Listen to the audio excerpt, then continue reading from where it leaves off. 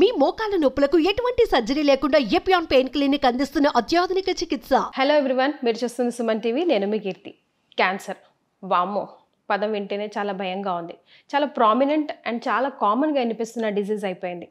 And స్పెషల్గా ఈ వీడియోలో మనము అసలు haves and have nots of cancer disease, అంటే చాలా రకాల ఇన్ఫర్మేషన్ మనకి ఇప్పుడు మార్కెట్లో కనిపిస్తూ ఉంది. ఇది తినాలి, ఇది తినకూడదు, ఇదే తినాలి, దీనివల్ల వస్తుంది, దానివల్ల వస్తుందని. ఈ వీడియో ద్వారా మీకు గన్ షాట్ ఆన్సర్ దొరుకుతుంది. బికాస్ నా ఎదురుగుండా కూర్చున్నారు ప్రముఖ ఆంకాలజిస్ట్ డాక్టర్ మోహన్ వంశీ గారు. నమస్తే సార్. నమస్తే అండి. Sir, as I just said, చాలా మోస్ట్ కామన్ డిసీజ్ అండ్ చాలా ప్రామినెంట్ అయిపోయింది. ఆఫ్టర్ కరోనాతో అసలు ఎక్కడో విన్న దాని గురించి చాలా తరచుగా వింటున్నట్టుగా అనిపిస్తుంది sir. Different types of cancer అయినప్పటికీ కూడా గ్రాస్లీ అండర్ రిపోర్టెడ్ అండి.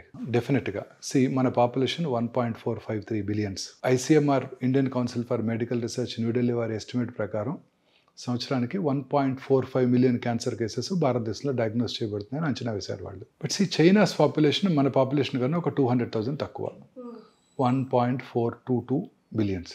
కానీ చైనాలో ఎన్ని క్యాన్సర్స్ తెలుసా అండి? 4.8 మిలియన్ న్యూ క్యాన్సర్ పేషెంట్స్. అంటే మనకన్నా 4 times వాళ్ళు మనకన్నా హెల్దీ డైట్ తింటారు, వాళ్ళ లాంజివిటీ ఎక్కువ, వాళ్ళు అసలు ఈ అర్బన్ ఏరియాస్ తక్కువ. ఇవన్నీ కూడా మనం చూసే క్యాండ్ ఫుడ్స్ ఏవి అక్కడ అవైలబుల్గా ఉండవు 80% ఆఫ్ చైనాలో. అయినప్పటికీ చైనాలో cancer incidence 4.8 million new cancer patients per annum. అలాగే యునైటెడ్ స్టేట్స్ పాపులేషన్ తీసుకుందాం, 340,000. అంతే, మనలో 1/4. కానీ వారిలో క్యాన్సర్స్ ఎన్నో తెలుసా అండి? సంవత్సరానికి 1.9 మిలియన్. మంది 1.4 అయితే వాళ్ళు 1.9 మిలియన్. సో మనమే కొంచెం బెటర్ ప్లేస్లో ఉన్నామంటారు? కాదు, మనం grossly under reported. Cancer is not a notifiable disease. వాళ్ళు మార్నింగ్ నేను ఓపీలో కరోనా కేసు చూశాను అనుకోండి, ఇమీడియట్గా నేను బైలా మున్సిపల్ అథారిటీస్కి మన వెబ్సైట్లోనూ అప్లోడ్ చేయాల్సి ఉంటుంది. క్యాన్సర్ మనం చూస్తే ఎవరికి మనం ఇన్ఫార్మ్ చేయాల్సిన అవసరమే లేదు. సో గ్రాస్గా క్యాన్సర్ పేషెంట్స్ని అండర్ రిపోర్ట్ చేయడంతో మన క్యాన్సర్ ఇన్సిడెన్స్ మనకు తక్కువగా కనబడుతుంది. మనం చూసేదానికన్నా చాలా ఎక్కువ క్యాన్సర్ ఇన్సిడెన్స్. మనం ఇంకా నోటిఫైబుల్ డిసీజ్ కాదు. గవర్నమెంట్ కనుక పాపులేషన్ బేస్డ్ రిజిస్ట్రీస్ అన్ని చోట్ల ఎస్టాబ్లిష్ చేసినట్టయితే మనకు తెలుస్తుంది. హార్డ్లీ 5 పాపులేషన్ బేస్డ్ రిజిస్ట్రీసే మన ఇండియాలో ఉన్నాయి. వాటిని బట్టి వాళ్ళు they are taking them into account and telling that this is the probable incidence of cancer. Grossly under reported ma'am. ఇంకా మనం అనుకున్న దానికన్నా చాలా ఎక్కువ క్యాన్సర్ కేసెస్ భారతదేశంలో డయాగ్నోస్ చేయబడుతున్నాయి. లాంజివిటీ పెరుగుతోంది. భారతీయుల లాంజివిటీ సగటు ఆయుర్దాయం 70 సంవత్సరాలు దాటేసింది. మెన్లోను స్త్రీలలోను. క్యాన్సర్ ఇన్సిడెన్సే పెరుగుతుంది రోజు రోజుకి. సార్, మరి ఎలా సార్ వీటిని తగ్గించడం? ప్రివెన్షన్ మెజర్స్ ఏం తీసుకోవాలంటారు? Most important preventive measure life style changes. మనం తీసుకునే ఆహారం, మనం తీసుకునే అన్ని రకాల ఆహార పదార్థాలు కూడా క్యాన్సర్ కారకాలుగా ఉంటున్నాయి. ఇప్పుడు మనం తీసుకునే ఫుడ్, భారతదేశంలో క్యాన్సర్ ఇన్సిడెన్స్ అన్నిటికన్నా పంజాబ్ రాష్ట్రంలో ఎక్కువ. కారణం ఏంటంటే మొదటగా వాళ్ళు ఫర్టిలైజర్స్, పెస్టిసైడ్స్ వాడింది వాళ్ళే. ఓకే. హైయెస్ట్ ఈల్డ్ కోసం, గ్రెయిన్స్ దీనికోసం వాళ్ళు ఫర్టిలైజర్స్, పెస్టిసైడ్ వాడింది వాళ్ళే. అందువల్ల అక్కడంతా కూడా గ్రౌండ్ వాటర్తో సహా అంతా కలుషితం అయిపోయాయి. ఇప్పటికి కూడా వాళ్ళు 2 crops, 1 rice, 1 wheat crop ఉంటుంది. వాళ్ళకి మనలాగా తుఫాన్లు ఉండవు, చక్కటి క్రాప్ వస్తుంది. Richest state in the country. So richest state, obviously, they eat rich food, a lot of fatty food, processed meats, processed foods, alcohol, drugs, in addition to fertilizers, pesticides. No wonder పంజాబ్లో cancer incidence చాలా ఎక్కువగా ఉంది. So ఈ processed foods అన్నీ కూడాను హానికరం అండి.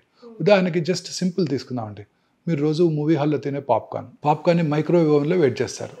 అప్పుడు అనేక రకాలైన ఆక్టనోయిక్ యాసిడ్స్ దాంట్లో ప్రొడ్యూస్ అయ్యి అవన్నీ లివర్ క్యాన్సర్కి, బ్లాడర్ క్యాన్సర్కి దారితీస్తాయి. తెలుసా మీరు రోజు మీ పిల్లలు పెట్టే పాప్కార్న్లో ఇంత విషయం ఉందని? లేదు సార్. మీరు రోజు కూల్ డ్రింక్స్ తాగేస్తుంటాం. ప్రపంచంలో అందరికన్నా ఎక్కువ కూల్ డ్రింక్స్ తాగేది మన దేశమే. యునైటెడ్ స్టేట్స్ కన్నా, యూరోప్ కన్నా ఎక్కువ తాగేస్తున్నాం కూల్ డ్రింక్స్. అన్ని కూల్ డ్రింక్స్లో కూడా మీరు ఎన్నో రిపోర్ట్స్ వచ్చాయి, దాంట్లో పెస్టిసైడ్ అవశేషాలు ఉన్నాయి, అన్ని రకాల అవశేషాలు ఉన్నాయి. అవే కాకుండా కూల్ డ్రింక్స్లో హై షుగరీ కంటెంట్ ఉంటుంది. ఈవెన్ డైట్ డ్రింక్స్లో కూడా షుగర్ కంటెంట్ ఎక్కువే ఉంటుంది. వీటన్నిటి వలన ఈ హై షుగర్, డెఫినెట్లీ షుగర్, చాలామంది అడుగుతుంటారు క్యాన్సర్ పేషెంట్స్ నన్ను, షుగర్ తీసుకుంటే క్యాన్సర్ పెరిగిపోతుందంట కదా, క్యాన్సర్ వచ్చిన వాళ్ళు షుగర్ తినకూడదంట కదా. అది కరెక్ట్ కాదు. అన్నీ మితాహారం తీసుకోవాలి. ఎవ్రీథింగ్ ఇన్ మోడరేషన్ ఉండాలి. కానీ మోడరేషన్. మనకి కార్బోహైడ్రేట్ అవసరం, ప్రోటీన్ అవసరం, ఫ్యాట్ అవసరం, ఆయిల్ కూడా అవసరమే. సో ఈ షుగర్ కంటెంట్ ఎక్కువ తీసుకున్నప్పుడు అనేక రకాలైన ప్రాబ్లమ్స్ వస్తాయి madam. Most often it is obesity and cancer, in addition to cardiovascular diseases. చాలా కామన్గా చూస్తున్నామండి. సో ఈ కోలాస్ ఇవన్నీ కూడా మనం పూర్తిగా అవాయిడ్ చేయాల్సి ఉంటుందండి. ఈ కోలాస్ అన్నీ కూడా అన్ని రకాల షుగరీ డ్రింక్స్. ఇప్పుడు పాప్కార్న్ అన్నారు కదా సార్, ప్రాబ్లం పాప్కార్న్ తోనా లేకపోతే ఓవెన్ లో చేయడం వల్ల? ఓవెన్లో చేయటం వల్ల. That's what we have to, because oven big no. అలాగే దిస్ నాన్ స్టిక్ ప్యాన్స్, వాటిలో ఉండే మనం దోశ వేసినప్పుడల్లా దాంట్లో ఉండే కెమికల్ మన దోశలోకి వస్తుంది, దోశతో పాటు మనకు వస్తుంది. స్లో పాయిజనింగ్ అన్ని రకాలుగా కూడా. మైక్రోవేవ్ ఓవెన్స్ మన చేతులతో మనం తింటూ పిల్లలకు పెట్టేస్తున్నాం. ప్లాస్టిక్ సెషెస్లో మనం స్టోర్ చేస్తున్నాము, ప్లాస్టిక్ కప్స్లో మనం తాగుతున్నాము కాఫీ. ఇవన్నీ కూడాను డెఫినెట్గా ప్లాస్టిక్, పొద్దున్నే లెగిస్తే plastic mug, plastic brush, synthetic toothpaste, వేడి నీళ్ళు ఆ ప్లాస్టిక్ బకెట్లో ఆ ప్లాస్టిక్ స్మెల్లోకి వస్తున్నాయి. ప్లాస్టిక్ నానో పార్టికల్స్ అనేక రకాల ఫుడ్ పార్టికల్స్లో ఉంటున్నాయని సైంటిస్టులు రోజు చెప్తున్నారు. Food sciences, food safety authorities అనేక రకాలైన ఈ ప్లాస్టిక్ యూసేజ్. మార్నింగ్ లేవగానే కార్లోకి వెళ్ళగానే it's all full of plastic inside. మన సమ్మర్ హీట్లో ఆ ప్లాస్టిక్లో ఉన్న కొన్ని సబ్స్టెన్సెస్ ఎవాపరేట్ అయ్యి అవన్నీ టాక్సిక్ గ్యాసెస్ మనం రోజు ఇన్హేల్ చేస్తున్నాం. In addition to automobile pollution, మన రోజు ఉండే ఆటోమొబైల్ పొల్యూషన్తో పాటు ఈ ప్లాస్టిక్ పొల్యూషన్. మీరు సిగరెట్ తాగక్కర్లేదు, పంజగుట్ట చౌరస్తాలో 5 నిమిషాలు నుంచుంటే చాలు 50 సిగరెట్స్ తాగినంత మీకు ఇల్ ఎఫెక్ట్స్ వచ్చేస్తాయి. సో అన్ని రకాలుగాను ఈ ఆటోమొబైల్ పొల్యూషను, ఫుడ్ పొల్యూషను, ఇవన్నీ కూడా మనకు అనేక రకాలుగా క్యాన్సర్ అవడానికి దోహదం చేస్తున్నాయి. అన్ని రకాల ఇండస్ట్రీస్ అండి. ఇప్పుడు ఉదాహరణకి రామగుండమే తీసుకుందామండి. Open cast mines, coal burn చేయడం జరుగుతుంది. Thermal power plant vicinity 1 kilometre ఉన్న వాళ్ళందరూ కూడా క్యాన్సర్ వచ్చే అవకాశాలు ఎక్కువ ఉంటాయండి. ఫర్టిలైజర్ ప్లాంట్, గ్రానైట్ కింద అండర్ గ్రౌండ్లో, ఇవన్నీ కూడాను క్యాన్సర్ కారటానికి దోహదం చేస్తున్నాయండి. సరే, ఇవన్నీ అవాయిడ్ చేయలేమే కదా మనం? అన్ని అవాయిడ్ చేయలేము. మరి ఇంకేం చేయాలి? స్లోగా అనేక దేశాలు వీటిని అన్నింటిని అవాయిడ్ చేస్తున్నాయండి. ఇప్పుడు మనం చేస్తున్నది, మన గవర్నమెంట్ కూడా is on the job that renewable energy. So ఇదంతా కూడాను అన్ని రకాల ఇన్సెంటివ్స్ ఇస్తున్నారు కదండి. సోలార్ ప్యానెల్స్ పెట్టుకుంటే ప్రతి హౌస్ మీద సోలార్ ప్యానెల్ పెట్టుకోవడానికి, సో దట్ ఫ్యూచర్లో థర్మల్ పవర్, అటామిక్ పవర్ పూర్తిగా అవాయిడ్ చేసుకోవడానికి ఇవన్నీ కూడా మనకి యూస్ఫుల్ అవబోతున్నాయి. సార్, సిగరెట్ కన్నా ఫ్రెంచ్ ఫ్రైస్ తినడమే చాలా దారుణం అంటున్నారు సార్. దీని మీద మీ కమెంట్? అండ్ రీహీట్ ఫుడ్ కూడా. Yes, so reused oils, reheated foods, especially non vegetarian items, french fries, ఇవన్నీ కూడా డేంజరస్ అండి. I will just enumerate 7 white substances అండి. First one is white bread అంటే మైదాతో చేస్తారండి. ఇది వైట్ ఫ్లోర్ అంటే మైదానే. ఈ మైదా తయారీలో అనేక రకాలైన కెమికల్స్ వాడుతుంటారండి. ఆ కెమికల్స్ అన్నీ కూడా కార్సినోజెన్సే. అన్ని రకాల కెమికల్స్ కూడా కార్సినోజెన్సే. మైదా తయారీ అంతా కూడా కెమికల్ కార్సినోజెన్స్. సార్, మనకన్నా వెస్టర్న్ కంట్రీసే కదా సార్ వైట్ ఫుడ్ మీద, ఈ మైదా స్పెషల్లీ బ్రెడ్స్ మీద ఎక్కువ. అందుకే కదండి అక్కడ క్యాన్సర్స్ చాలా ఎక్కువనే అంటారు. ఇప్పుడు చూసాం కదా యునైటెడ్ స్టేట్స్. మరి ఇప్పుడు వాళ్ళు ఎలా డెవలప్డ్ అయ్యారు?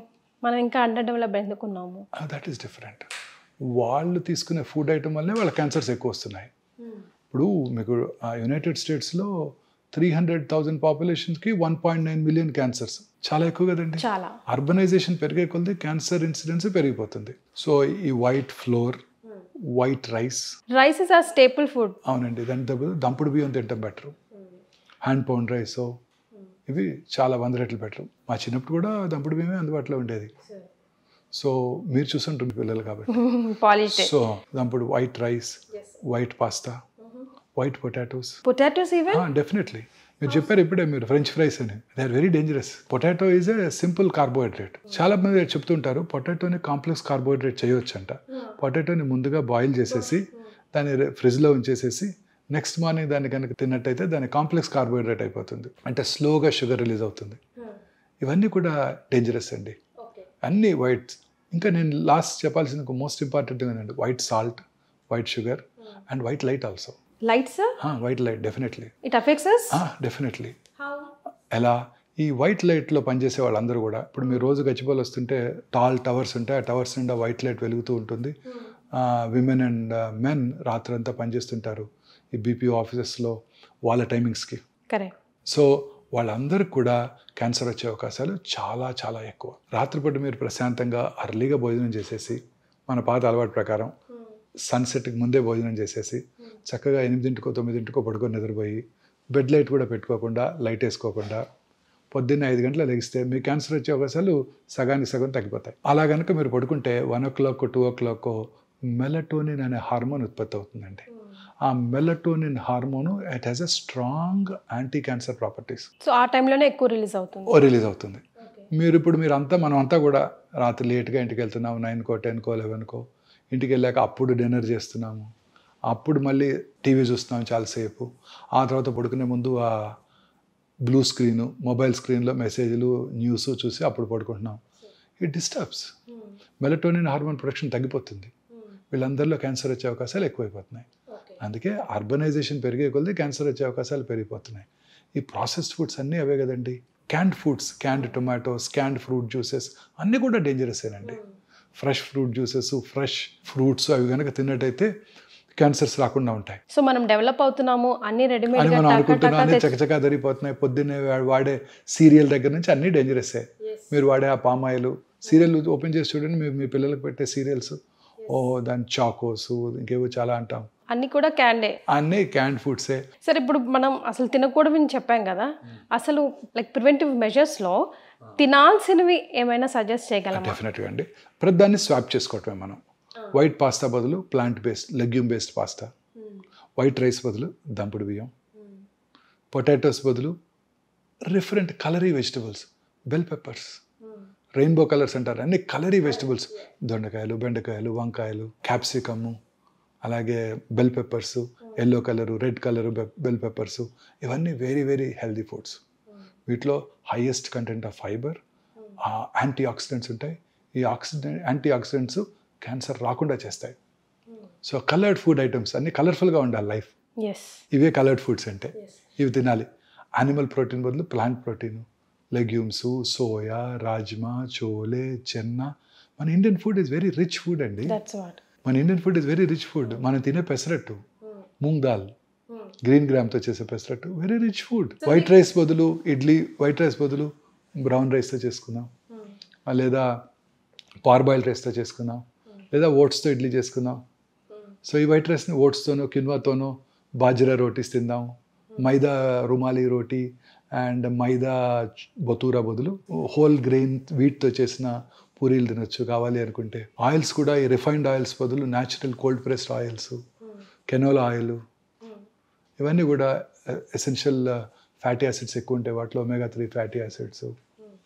తర్వాత సీ ఫుడ్స్ వాటిలో highest content of omega 3 fatty acids ఉంటాయి, సాల్మన్ వాటిల్లో. సో ప్రపంచంలో అత్యధికంగా ఎక్కువ కాలం బతికే వాళ్ళు ఎవరో తెలుసా మీకు? జాపనీస్, స్పానియార్డ్స్. వాళ్ళు తినేదే సీ ఫుడ్ అని. ఓకే, వాళ్ళు ఫైబర్ ఎక్కువ తింటారు. ఇదే జాపనీస్ అమెరికా వెళ్ళారనుకోండి, సెకండ్ జనరేషన్ జాపనీస్లో క్యాన్సర్ ఇన్సిడెన్స్ చాలా తక్కువ, చాలా తక్కువ. లాంజివిటీ అబౌవ్ 90 బతికేస్తుంటారు అందరూ. They work hard and they eat very healthy food. ఇదే జాపనీస్ అమెరికా వెళ్ళారనుకోండి, వాళ్ళ పిల్లల్లోనూ వాళ్ళ గ్రాండ్ చిల్డ్రన్లోనూ మళ్ళీ క్యాన్సర్ ఇన్సిడెన్స్ ర్యాపిడ్గా పెరిగిపోతుంది. So Nigerians suppose to be very developed country once upon a time in ఆఫ్రికాలో. నైజీరియాలో incidence of colon cancer is 1 per 100,000 population. అదే న్యూయార్క్ సిటీలో 180, 200 per 100,000 పాపులేషన్, 200 times ఎక్కువ. ఇదే నైజీరియన్స్ అమెరికా వెళ్ళి సెటిల్ అయిపోయారు అనుకోండి, వాళ్ళలో మళ్ళీ ఆ క్యాన్సర్ ఇన్సిడెన్స్ కూడా ర్యాపిడ్గా పెరిగిపోతుంది. సో లైఫ్ స్టైల్ డిజార్డర్ అని క్లియర్గా కనిపిస్తుంది. అర్బనైజేషన్ పెరిగే కొద్దీ క్యాన్సర్ ఇన్సిడెన్స్ ర్యాపిడ్గా పెరిగిపోతుంది. రూరల్ ఇండియాలో 60-70 per 100,000 పాపులేషన్ క్యాన్సర్స్ ఉన్నట్టయితే, ముంబైలో ఇట్ ఈస్ 150-170 per 100,000 పాపులేషన్. శాన్ ఫ్రాన్సిస్కోలో 500 to 600 per 100,000 population. So urbanisation పెరిగే కొద్దీ క్యాన్సర్ ఇన్సిడెన్స్ ర్యాపిడ్గా పెరిగిపోతుంది. అలాగే లాంజివిటీ పెరిగే కొద్దీ కూడా క్యాన్సర్ ఇన్సిడెన్స్ పెరిగిపోతుంది. 80 సంవత్సరాల వయసు ఉన్న స్త్రీలు జూబిలీహిల్స్లో 100 మంది ఉన్నారనుకోండి, అందులో 10 మందికి బ్రెస్ట్ క్యాన్సర్ ఉంటుంది. 90 సంవత్సరాల వయసు ఉన్న స్త్రీలు జూబిలీహిల్స్లో 100 మంది ఉన్నారనుకోండి, వాళ్ళలో 16 మందికి బ్రెస్ట్ క్యాన్సర్ ఉంటుంది. సో ఇలా మన ఫుడ్ ఐటమ్స్ని మనం చేంజ్ చేసుకోవాలి. ఈ వైట్ రైస్ని బదులు ఇవి, వైట్ పాస్తా బదులు ప్లాంట్ బేస్డ్, మన ట్రెడిషనల్ ఫుడ్, మన గ్రాండ్ మదర్ తిన్న ఫుడ్ అన్నమాట. యానిమల్ ప్రోటీన్ బదులు వెజిటబుల్ ప్రోటీన్స్, వైట్ షుగర్ బదులు natural sugars, honey, stevia, jaggery ఇవి వాడుకోవచ్చు. అలాగే వైట్ సాల్ట్ బదులు lot of herbicides, lemon juice ఇవి వాడుకోవచ్చు వైట్ సాల్ట్ తగ్గించడం కోసం. సాల్ట్ కన్సంప్షన్ పూర్తిగా తగ్గిపోవాలండి. అన్ని రకాల జబ్బులకి ఈ వైట్ షుగర్, వైట్ సాల్టే కారణం, వైట్ రైస్తో పాటు. మన సౌత్ ఇండియాలో హైయెస్ట్ అనేది ఈ మూడే. మనం వైట్ ఫ్లోర్తో చేసే స్వీట్స్, మనం తినే స్వీట్స్ అన్నీ కూడా వైట్ ఫ్లోర్, వైట్ ఫ్లోర్, మైదా లేకుండా ఏది తయారవుతుంది. పేస్ట్రీస్, బర్గర్స్, పిజ్జాస్ అన్నీ వైట్ ఫ్లోర్తో చేసేవే. పైగా మనం తినే ట్రెడిషనల్ స్వీట్స్ కూడా ఎక్సెప్ట్ కొన్ని బేసిన్ లడ్డు అలాంటివి తప్ప మిగతా అన్ని కూడా వైట్ ఫ్లోర్తో చేసేవే, ఇంక్లూడింగ్ గులాబ్ జామున్ అన్నీ వైట్ ఫ్లోర్తో చేసేవే. ఇవన్నీ డేంజరస్ ఏనండి. సో ఫైబర్ కంటెంట్ ఎక్కువగా ఉండే ఫుడ్ తీసుకోవాలి మనం. ఇదే తీసుకున్నట్టయితే డెఫినెట్గా మనం క్యాన్సర్ రాకుండా చేసుకోవచ్చు. మన పిల్లలు ఎప్పటి నుంచే ప్రమోట్ చేయాలి, మన గ్రాండ్ చిల్డ్రన్ పిల్లల్లోనూ ఇప్పటి నుంచే ప్రమోట్ చేయాలి ఈ హ్యాబిట్స్. కోలాస్ని అవాయిడ్ చేయటం అన్నీ పూర్తిగా ఇప్పటి నుంచే మన స్కూల్స్లోనూ. It should be an educational item. Cancer is go to an epidemic proportion now.